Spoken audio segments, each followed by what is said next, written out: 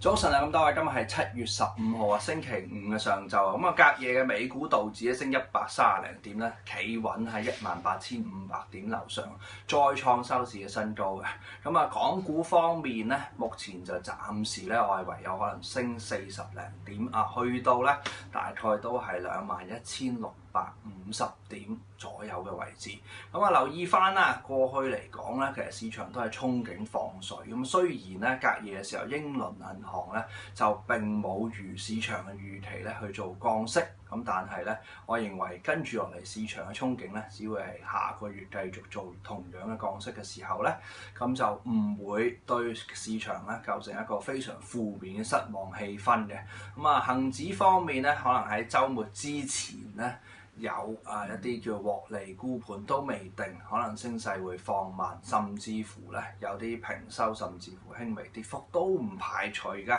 咁但係咧市況依然係向上，建議大家咧暫時嚟講咧，依家都可以繼續以一個進取嘅部署持有好倉，未需要平倉或者係做淡反手各樣嘅部署都冇必要嘅。咁啊，後市繼續留意翻月底嘅時候，日本央行咧嗰個直升機殺錢嘅一個政策明細之後，先至再作決定嘅。